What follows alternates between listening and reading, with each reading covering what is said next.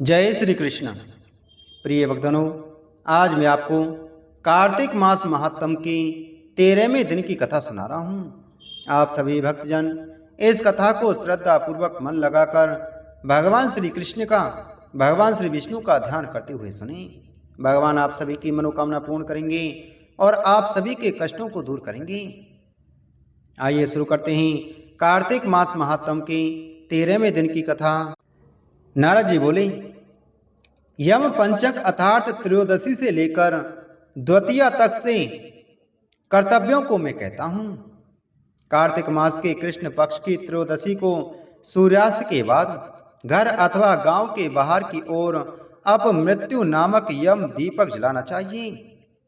उस दिन उच्चारण किया जाने वाला मंत्र इस प्रकार है, हे यमराज, हे लाल रंग की बत्ती युक्त दक्षिणा सहित त्रयोदशी को दीपदान कर रही हूँ। हे सूर्यपुत्र, आप मुझ पर प्रसन्न हो। कार्तिक मास के कृष्ण पक्ष की चतुर्दशी को चंद्रोदय के समय तिल के तेल से स्नान करें। तिल के तेल से स्नान करने वाला मनुष्य नरक के वैसे मुक्त हो जाते हैं। इस तिथि को तेल में लक्ष्मी तथा जल में गंगा निवास करती है। चतुर्दशी तिथि को प्रातः काल गंगा जल से स्नान करने वाले यमलोक के दर्शन नहीं करते। स्नान करते समय अपामार्ग, दूर्वा तथा चक्र मर्दन को अपने सिर के ऊपर घुमाना चाहिए। हल सहित बटकटैया अर्थात कटेली तथा अपामार्ग को बारंबार घुमाने से पाप दूर हो जाते हैं। इसके बाद दक्षिण दिशा की ओर मुख करके तिलों के द्वारा यमराज का तर्पण और सव्याप सव्य करें। यमराज देव तीर्थ में देव रूप तथा पितृलोक में पितृ रूप में स्थित रहते हैं। आगे वर्णित एक एक नाम से तिलों को अंजलि में रखकर 3-3 अंजलि जल का तर्पण करें।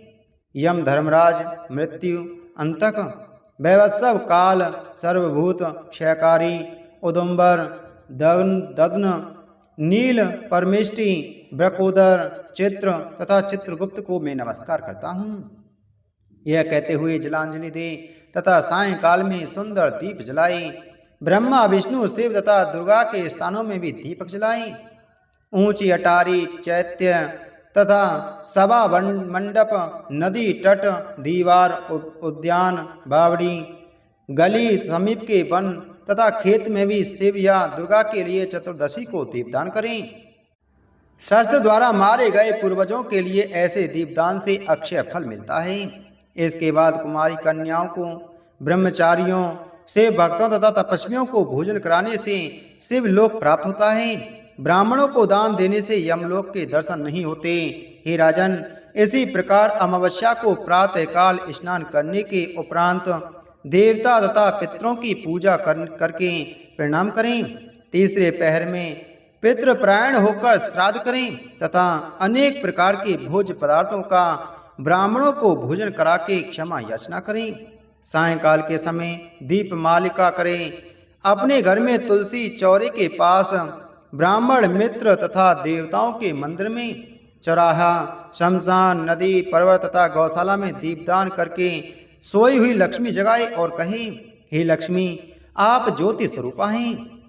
सूर्य, चंद्रमा, बिजली, स्वर्ण, नक्षत्रों एवं सभी ग्रहों में आप ज्योति द्वीप की भांति स्थित हैं। आपको नमस्कार है। इस प्रकार मंत्र का उच्चारण करके स्त्रियां अपने हाथों में दीपक लेकर देवी लक्ष्मी को जगाएं तथा मंगल गान करें। जिस प्रकार पतिव्रता स्त्रियां प्रतिदिन ब्रह्म मुहूर्त में अपने पति से पहले ही जग जाती हैं, उसी प्रकार लक्ष्मी जी भगवान विष्णु से 12 दिन पहले ही जग जाती हैं। बालक, वृद्ध और रोगियों के अतिरिक्त दिन में किसी भी स्त्री पुरुष को भोजन नहीं करना चाहिए।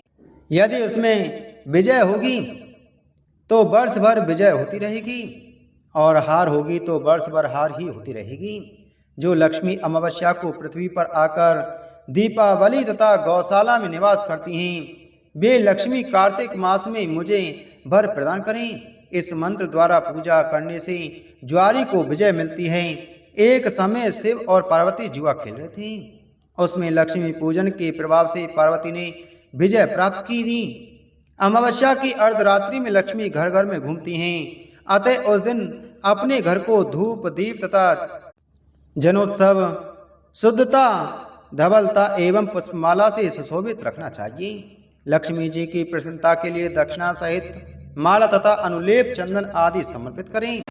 स्त्री पुरुष नवीन वस्त्र धारण कर रात्रि का समय गीत, हास्य तथा रास रंग में व्यतीत करें। नए वस्त्रों द्वारा ब्राह्मणों, संबंधियों तथा बंधुओं की पूजा करें एवं अंधकार दूर करने के लिए रात भर दीपक जलाएं। हे राजन, इस रात्रि को जिस घर में अंधेरा रहता है उसे लक्ष्मी त्याग देती है तथा वहां दरिद्रता का निवास हो जाता है। विष्णु नारायण की शयनावस्था में लक्ष्मी जागती हैं तथा रात्रि के समय आश्रयहीना होकर सभी स्थानों का निरीक्षण करती हैं। उस समय जो घर रमणीक तथा प्रकाश युक्त होता है वहीं वे चिरकाल तक बनी रहती हैं। इस प्रकार प्रज्वलित दीपकों के साथ रात्रि बिताते हुए पुरुष प्रसन्न बने रहें तथा स्त्रियां सूप की डुगडुगी बजाते रहें। इस प्रकार सब लोग अपने घर में अलक्ष्मी दरिद्र को निकालें।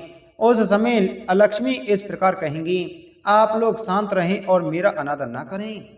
तब यह कहना चाहिए कि यदि आप यही रहना चाहती हैं तो अपनी चंचलता छोड़कर ही रहें। यह कहते हुए वे उसी स्थान पर स्थिर हो जाएंगी। अब मैं दूसरे दिन वाले राजा बलि के उत्सव के विषय में बताता हूँ। उस दिन मथुरा अथवा किसी अन्य स्थान पर गोवर्धन रूपी हरि का निर्माण करें। फिर उन्हें पक्का भोजन, अनेक प्रकार के व्यंजन तथा विविध प्रकार के फल समर्पित करें। जिस समय इंद्र गायों के लिए कष्टप्रद जल की वर्षा कर रहे थे उस समय रक्षा करने के लिए श्री कृष्ण ने गोवर्धन पर्वत को धारण किया था। तब से यह तिथि अन्नकूट के नाम से प्रसिद्ध तथा सभी गोपों द्वारा पूजित है। गंध, पुष्प, अक्षत, वस्त्र, धूप, दीप तथा दक्षिणा सहित अपने पुत्र एवं मित्रों के साथ गोवर्धन की पूजा करते हुए प्रदक्षिणा करनी चाहिए। हे मुनि, ऐसा करने वाले व्यक्ति का पुनर्जन्म नहीं होता, यह मैं सत्य कह रहा हूँ। फिर ब्राह्मणों को भोजन कराने के बाद बंधु बांधवों सहित स्वयं भी भोजन करें। तदुपरांत गायों को आभूषणों से सुसज्जित कर उन्हें घुमाए तथा यह कहें, हे गोवर्धनधारी गोकुल के रक्षक श्री विष्णु भगवान की भुजाओं द्वारा उठाए गए गोवर्धन, आप हमें गौशालाएं दें। लक्ष्मी जी तथा लोकपालों सहित गायों के रूप में स्थित हैं। गायें हमें यज्ञ के लिए घी देती हैं तथा पापों को नष्ट करती हैं। ऐसी गायें सदैव मेरे आगे पीछे बनी रहें। वे मेरे हृदय में रहें तथा मैं उनके मध्य में बना रहूं। सबके लिए हितकर पवित्र पुण्य की राशि गायें तीनों लोकों की माताएं हैं। वे मेरे द्वारा दिए गए ग्रास को ग्रहण करें। हे धर्म, तुम बैल के रूप में संसार को आनंद देते हो, तुम शिव के बाण हो, मुझे मति और गति प्रदान करो। गोवर्धन भगवान की पूजा और गाय भैंस आदि का पूजन करोड़ों वाजपेय तथा अश्वमेध यज्ञों की भांति फलदायक है।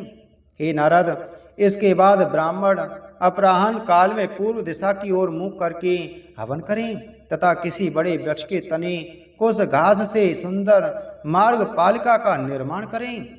फिर वह व्रती नमस्कार करता हुआ यह कहे, हे मार्ग पालिका, तुम सब लोगों के लिए सुखदायक हो, तुम्हें नमस्कार है।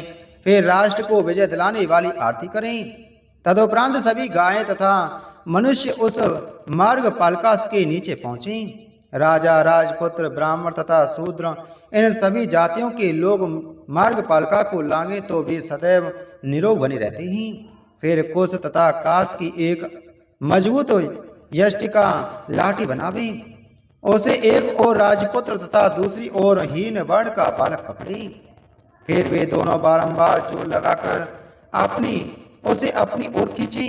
ऐसा करने से जो जीतेगा वह वर्ष भर विजयी बना रहेगा। हे राजन, इस विजय चिन्ह को प्रयत्न पूर्वक करें। फिर सायंकाल स्तंभ मंडल के पट में दैत्यराज बलि का नाम 5 रंगों युक्त स्वर्ण से लिखें।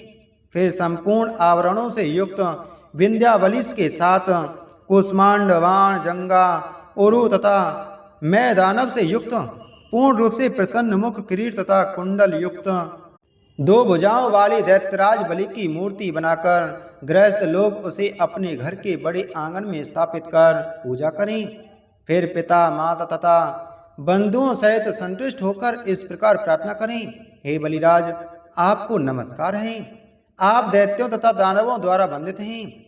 हे इंद्र के शत्रु, आप देवताओं द्वारा सेवित तथा श्री विष्णु के सानिध्य में रहने वाले हैं। फिर मंत्रों द्वारा पूजा करके उनकी फल, वस्त्र, अक्षत, पानीय, विविध प्रकार के भोज्य पदार्थ, कमल, कुमकुम, पुष्प, गंध, धूप तथा दीप आदि से अर्चना करें। दानवेंद्र बलि के लिए दिए गए विविध प्रकार के दान अक्षय बने रहते हैं और वे विष्णु के लिए प्रीतिदायक होते हैं। इति श्री पद्म पुराणे कार्तिक मास महात्म के अंतर्गत यम पंचक नामक 13वां अध्याय संपूर्ण हुआ। बोलो कार्तिक मास महात्म की जय। बोलो विष्णु भगवान की जय।